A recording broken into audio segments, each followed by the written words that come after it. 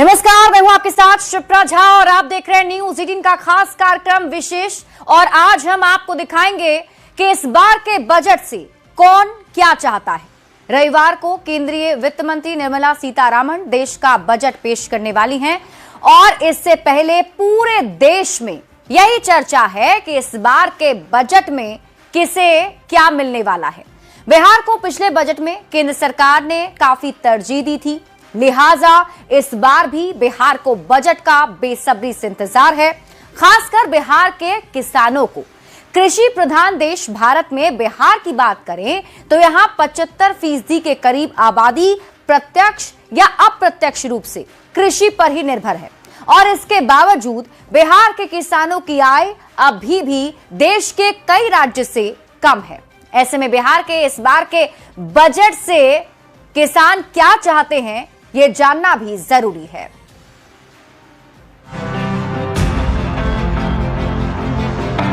मां गंगा के तट पर बसा बिहार, इस राज्य में नदियों की धारा हर ओर से बहती है, जो यहां की जमीन को खेती के लिए सबसे उपजाऊ बनाती है। कृषि प्रधान राज्य बिहार में लगभग 75% की आबादी खेतीबाड़ी पर निर्भर है, पर संसाधनों के अभाव में बिहार के किसान कई समस्याओं का सामना करते हैं। हम इस वक्त मिथिलांचल के इलाके में हैं और हमारे साथ कुछ स्थानीय किसान भी हैं। इस वक्त हम एक खेत में ही मौजूद हैं।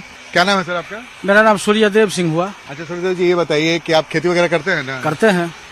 ये बताइए कि इस बार जो आम बजट पेश होने वाला है, एक किसान के तौर पे आप क्या चाहते हैं कि इस बजट में ऐसा क्या कुछ हो कि किसानों को राहत मिले?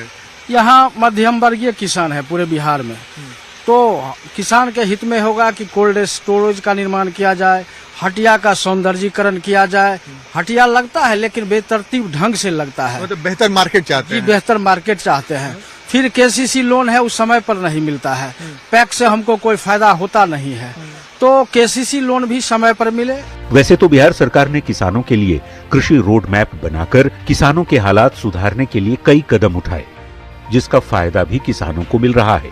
लेकिन अभी अन्नदाताओं के सामने कई ऐसी समस्या है जिसका निदान बिहार के किसान चाहते हैं और इसके लिए उनकी उम्मीद टिकी है इस बार के केंद्रीय बजट पर। 91% से अधिक किसानों के पास 1 हेक्टेयर से कम जमीन है, जिससे आधुनिक खेती करना मुश्किल होता है। उत्पाद के लिए बड़ा बाजार आसानी से उपलब्ध नहीं होता। सीधे बाजार तक पहुंच न होने से बिचौलिए फसल का सही मूल्य नहीं देते। छोटे किसानों को बैंक लोन मिलने में कठिनाई होती है। महंगे बीज और उर्वरक किसानों को साहूकारों का कर्जदार बना देते हैं। बिहार के किसान बड़ी संख्या में आज भी पुरानी तकनीकों का प्रयोग करते हैं। उत्तरी बिहार में हर साल बाढ़ और दक्षिण बिहार में सूखे की समस्या किसानों को बेहद परेशान करती है। बिहार में अभी भी किसान मानसून की खेती पर ही निर्भर करते हैं, जो कई बार धोखा दे जाता है। पानी हम लोगों का खेत में नहीं पहुंच रहा है। पूरे हम लोग पानी के लिए तरस रहे हैं। खेती पूरे किसान, बिहार के लिए किसान के किसी समय पर पानी नहीं मिलता है। हमारी पानी जाता है पंजाब, बिहार तो होते हुए बिहार का किसान पानी के लिए तपस्या कर रहे हैं। हम लोग के प्रत्येक किसान को, बिहार वासी को पानी चाहिए। सब्सिडी पहली बात तो चाहिए किसान के लिए। और बिहार में देखा जाए तो नदी की कमी नहीं है, ठीक है, फिर भी सूखा आ रही है। तो हम चाहते हैं हम लोग कि नहर प्रणाली ऐसा मतलब डेवलपमेंट हो जाए गवर्नमेंट की तरफ से, ताकि सूखा की स्थिति जो है वो कम किया जा सके और मतलब पानी का अपव्यय नहीं हो और पानी का सही यूज हो जाए। हाँ, सही यूज है। सिंचाई प्रबंधन और प्रणाली पे ध्यान दिया जाए। इस बार के केंद्रीय बजट से बिहार के किसानों को कई सारी उम्मीदें हैं। बिहार के कृषि मंत्री रामकृपाल यादव कहते हैं कि इस बार का बजट किसानों के लिए बड़ा तोहफा लेकर आएगा। ये प्रावधान है कि जब बजट प्रस्तुत होने वाला होता है तो बिहार के वित्त मंत्री स्वयं मुख्यमंत्रियों से, वित्त मंत्रियों से बैठक लेकर के किस क्षेत्र में कितनी राशि की आवश्यकता है मोटे मोटे तौर पर फीडबैक लेते हैं। और इस बार भी हमारे राज्य से हमारे जो मंत्री हैं वो गए थे और अपनी बात को रखा है। केंद्रीय बजट 1 फरवरी को पेश होने वाला है। इससे पहले पूरे देश में बजट को लेकर चर्चा तेज है। किसानों को इस बार के बजट से बेहद उम्मीद है। अब देखना होगा वित्त मंत्री के पिटारे से किसानों के लिए, खासकर बिहार के किसानों के लिए क्या सौगात निकलती है। न्यूज 18 के लिए पटना से संवाददाता आनंद अमृतराज की रिपोर्ट।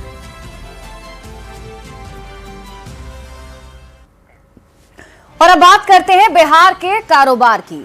हाल में हुए विधानसभा चुनाव में बम्पर जीत के बाद प्रधानमंत्री मोदी ने जब पहला संबोधन किया था तो उस वक्त उन्होंने निवेशकों को न्योता दिया बिहार में आकर निवेश करने का। और ऐसे में बिहार में कारोबार को बढ़ावा देने के लिए केंद्र सरकार की तरफ से इस बार में बजट में क्या प्रावधान होंगे, इसे लेकर बिहार के कारोबारी काफी उत्साहित हैं। बिहार में निवेश आएगा, ये निवेश और ज्यादा नौकरियां लाएगा।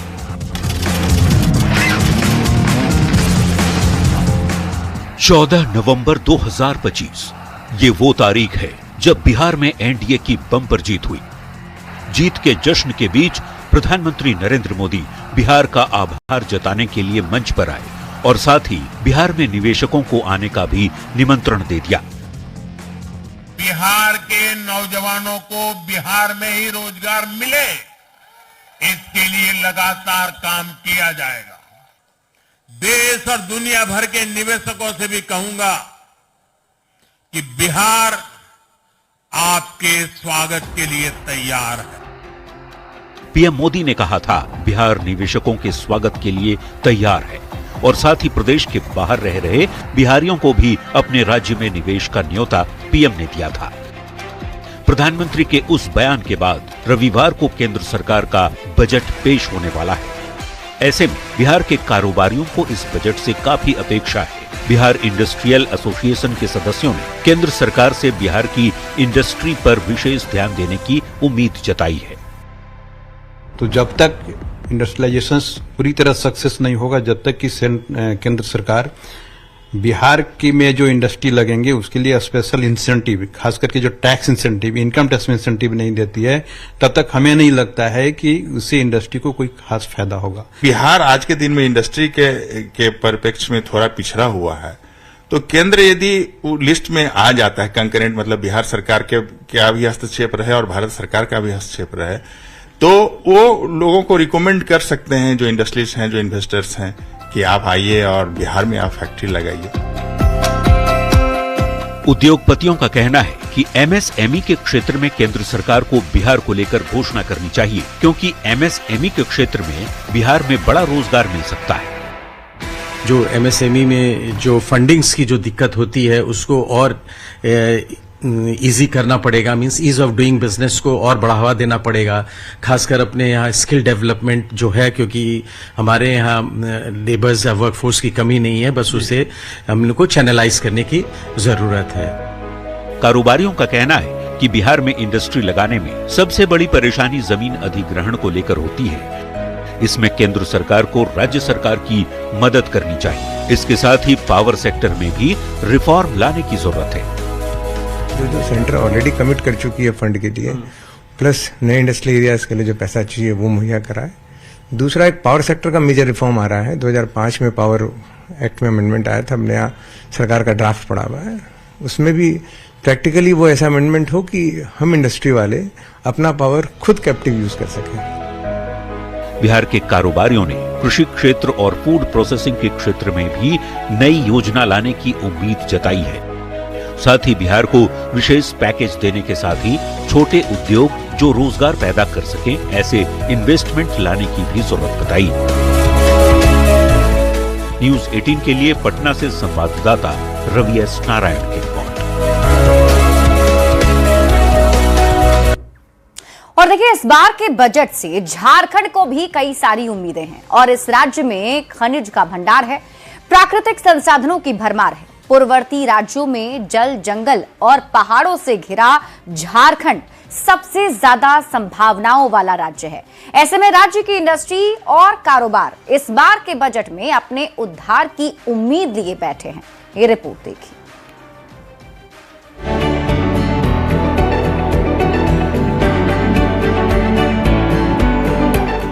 यहाँ खनिज संपदा की भरमार है, हरियाली है, नदियां हैं, पठार है, पर इन सब के बावजूद झारखंड देश के सबसे पिछड़े राज्यों की सूची में आता है। ऐसे में राज्य की इंडस्ट्री और कारोबार केंद्रीय बजट में अपने लिए एक बेहतर और फोकस्ड नीति की उम्मीद लगाए बैठी है। हमें बहुत आशा है कि इस बार के बजट में झारखंड को विशेष तर्ज पे प्राथमिकताएं मिले। हमारे प्रदेश में हमें आशा है कि नए स्टील प्लांट्स का सृजन हो, डिफेंस और रेलवे के बड़े उपक्रम लगे। झारखंड चैंबर के अध्यक्ष आदित्य मल्होत्रा का कहना है कि पूर्ववर्ती राज्यों में झारखंड ग्रोथ रेट के मामले में सबसे ज्यादा संभावनाओं वाला प्रदेश है और विकसित भारत 2047 का सपना बगैर झारखंड के विकास के संभव नहीं। डिविजनल रेलवे उपभोक्ता सलाहकार समिति के सदस्य संदीप नागपाल ने भी झारखंड के लिए बेहतर कनेक्टिविटी की सख्त जरूरत बताई है। और यहाँ से बहुत सारी कनेक्टिविटी मिल चुकी है, लेकिन फिर भी अभी बहुत सारी ट्रेनों का फेरा बढ़ाने की जहाँ तक बात है, राजधानी को 7 दिन करने की बात है और भी कई ट्रेन यहाँ से उत्तर भारत के लिए भी कई ट्रेन की हमने मांग रखी है। इसके अलावा सबसे बड़ी मांग झारखंड के मिनरल्स को लेकर है। एमएसएमई कारोबारियों का कहना है कि यहाँ से निकलने वाले मिनरल्स के दोहन और इस्तेमाल को लेकर केंद्र और राज्य सरकार को आपस में मिलकर काम करने की जरूरत है, क्योंकि यहाँ के मिनरल्स को बड़ी कंपनियां उठा ले जाती हैं, जबकि राज्य के छोटे और लघु उद्योगों को इसका लाभ नहीं मिल पाता। ईज ऑफ डूइंग बिजनेस में केंद्र और राज्य के बीच मॉनिटरिंग की जरूरत पर भी कारोबारियों ने जोर देने की मांग केंद्र सरकार से की है। भारत सरकार को ये पॉलिसी बनानी होगी झारखंड सरकार के साथ मिल करके कि मिनरल का दोहन और मिनरल का जो वैल्यू एडेड प्रोडक्ट बनाना है वो कैसे बनाया जाए। राज्य के युवा कारोबारी झारखंड के उत्पाद को समुद्र तट यानी सी पोर्ट तक पहुंचाने की चुनौतियों को आसान करने की मांग कर रहे हैं, ताकि राज्य का माल देश और दुनिया तक आसानी और तेजी से पहुंच सके। चूंकि हमारे पास अपना राज्य में कोई भी पोर्ट नहीं है, हमें माल कलकत्ता, वाइजैक और नवा शिवा पोर्ट, इससे माल बाहर एक्सपोर्ट करना पड़ता है। तो लैंड लॉक जो स्टेट हैं जिनके पास अपना कोई पोर्ट नहीं है, उनके लिए आप क्या सुविधाएं उपलब्ध करा सकते हैं। कुल मिलाकर केंद्रीय बजट से झारखंड को उम्मीद है कि वो विकसित भारत 2047 के लिए ग्रोथ इंजन के तौर पर काम करे। नए स्टील प्लांट, रेलवे और डिफेंस के नए उपक्रम की स्थापना की मांग की गई। झारखंड के मिनरल्स का लाभ छोटे और लघु उद्योगों को भी मिले। एमएसएमई के लिए बेहतर नीति, एसिलरी इंडस्ट्री, न्यूक्लियर पावर क्षेत्र की जरूरत, ईज ऑफ डूइंग बिजनेस से केंद्र और राज्य के बीच मॉनिटरिंग, साथ ही अधूरे और लंबित रेलवे प्रोजेक्ट्स पर काम की भी मांग की गई। ऐसे में चुनौती इस बात की है कि नीतियों को इतना सरल बनाया जाए ताकि झारखंड का उत्पाद देश और दुनिया में पहुंच सके। संजय कुमार सिन्हा, न्यूज़ 18, रांची। और अब आपको महिलाओं के मन की बात भी दिखाते हैं। देश का बजट बनाने वाली वित्त मंत्री से घर का पैसा जोड़कर बजट बनाने वाली गृहिणी क्या उम्मीद कर रही हैं, ये जानने की कोशिश की है हमारी संवाददाता विनीता मिश्रा ने।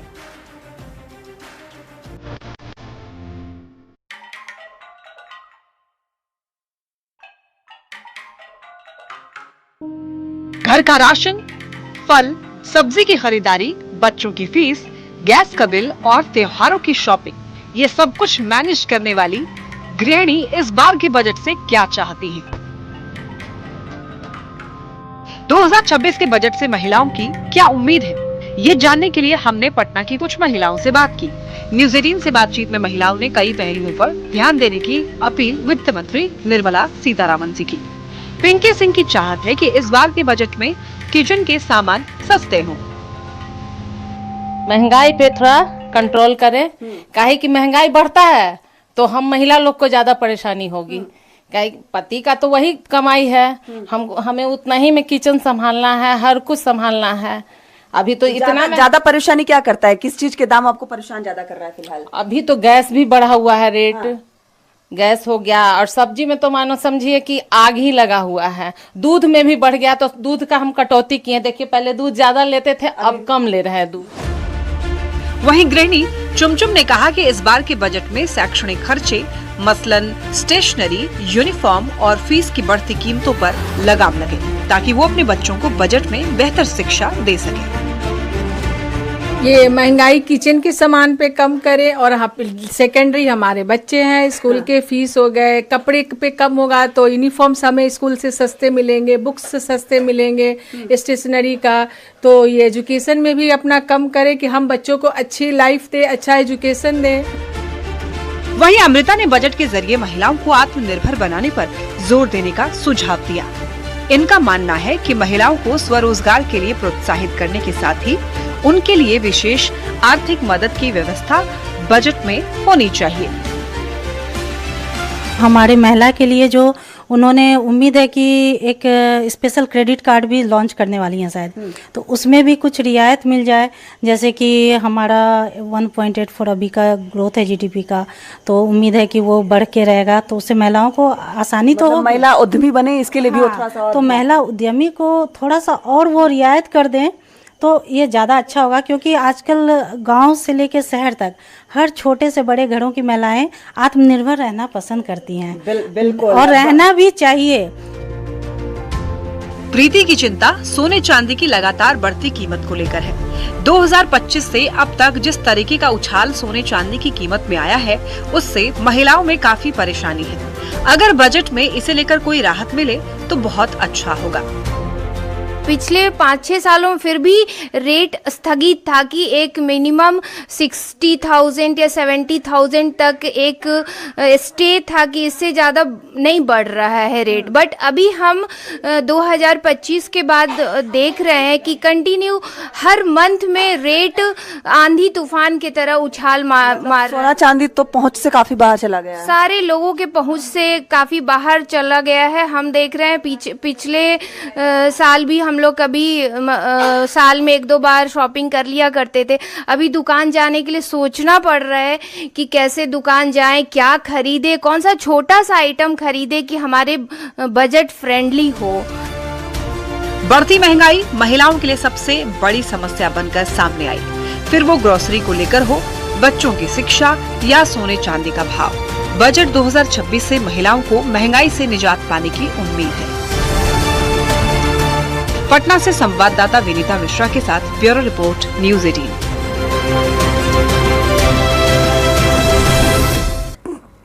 तो 1 फरवरी को पेश होने वाले केंद्रीय बजट पर ज्वेलरी व्यवसायियों और ग्राहकों की भी नजरें टिकी हैं और सभी को उम्मीद है कि इस बार सरकार उपभोक्ताओं और व्यवसायियों को थोड़ी राहत देगी और संतुलित बजट पेश करेगी।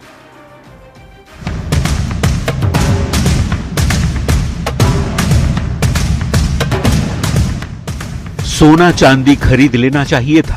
आजकल हर कोई अफसोस के साथ ये कहता सुनाई देता है, क्योंकि पिछले कुछ दिनों में सोना चांदी की कीमतों में जिस तरीके का उछाल आया है उसने लोगों के होश उड़ा दिए हैं। हर रोज इनके दाम ऊपर से और ऊपर होते जा रहे हैं। इसका बाजार पर व्यापक असर पड़ा है। लोग हिम्मत नहीं जुटा पा रहे कि ज्वेलरी खरीदें, क्योंकि सोने चांदी के भाव में दिन ब दिन बढ़ोतरी ने पूरा बजट गड़बड़ा दिया है। बहुत ज्यादा पड़ा है, मतलब बिलीव नहीं कर सकते हैं। मैं ये इसको रखवा के गई थी 1 लाख का, अभी मैं इसको 40,000 मतलब एक्स्ट्रा मैं पेमेंट कर रही हूँ। तो अभी हमने एक कंगन खरीदा है ना, दिखा दीजिए कंगन कहाँ। वो दिल्ली में खरीदे थे, समझे ना। तो दिल्ली में खरीदे थे तो उस समय जो है सो कितना का था, 8,000 समथिंग का था। अभी कह रहे हैं 12,000 समथिंग का। गिफ्ट भी देना है तो बहुत सोचना पड़ता है। इतना बजट हम लोग के बाहर जा रहा है, बाहर की हम लोग कुछ खरीद ही नहीं पा रहे हैं। तो ये इतना निकलवाई हैं आप, तो इसमें से क्या सब खरीदारी हुई है? कुछ नहीं पसंद आ रही है तो हमारे बजट के बाहर हो गया। सोना चांदी की बढ़ती कीमत से जितने परेशान ग्राहक हैं उतने ही कारोबारी भी, क्योंकि इसका असर बाकी चीजों पर भी सीधे तौर पर पड़ रहा है। पटना के ज्वेलर व्यवसायियों की माने तो बढ़ती कीमत से ग्राहकों की भीड़ खत्म हो गई है और पूंजी लगाने के बाद व्यवसायी कर्ज तले दब चुके हैं, क्योंकि वैरायटी और डिजाइनर आइटम को स्टॉक करने के बाद ही कोई ज्वेलरी खरीदते हैं। बाजार बहुत अच्छा नहीं है सर, बहुत अच्छा नहीं है। इस गोल्ड ज्वेलरी सेक्टर का पूरे हर बिजनेस पे असर पड़ेगा सर। हर बिजनेस पे असर पड़ेगा। गोल्ड का रेट अगर अप होगा तो पेट्रोलियम भी बढ़ेगा, पेट्रोलियम बढ़ेगा, हर चीज पे महंगाई बढ़ जाएगी। एक्सपर्ट्स ने भी उम्मीद जताई है कि इस बार के बजट में सोना चांदी की कीमत पर थोड़ी रियायत मिलने की आशा है। हमेशा हमारे प्रधानमंत्री हो या हमारे माननीय मुख्यमंत्री, ये सब लोग महिला को बहुत इम्पोर्टेंस देते हैं और सोना और चांदी जो है वो महिला से रिलेटेड है। तो हर एक मतलब अगर वो उसमें अगर रेट थोड़ा कमता है तो आप सोचिए कि हर घर में कुछ धन का ये होगा, सब लोग ही, क्योंकि हर त्योहार मतलब कुछ ना कुछ सोना या चांदी का सामान खरीदना। तो मेरी ये उम्मीद है कि आने वाले बजट में सोना चांदी के रेट में थोड़ी कमी आएगी। सबको इंतजार है 1 फरवरी का, जब वित्त मंत्री निर्मला सीतारमण बजट पेश करेंगी, क्योंकि लोगों को इस बजट से सोना चांदी के भाव में राहत देने की उम्मीद है। यहाँ पर जो वैरायटीज है उसकी कमी नहीं है, लेकिन ग्राहक जो है कीमत देखकर यहाँ से वापस लौट जाते हैं। फिर भी मोदी सरकार से उम्मीदें हैं कि आखिर इस बार 1 फरवरी को जो बजट पेश हो रहा है उस बजट में जो सोना चांदी की कीमत है उसमें कमी आएगी और इसके साथ साथ जो ग्राहक हैं उनका विशेष ख्याल रखा जाएगा। कैमरामैन दीपक के साथ रजनीश कुमार, न्यूज़ 18 पटना। और इसी के साथ इस बुलेटिन में अभी के लिए बस इतना ही। आप देखते रहिए न्यूज़ 18 बिहार झारखंड।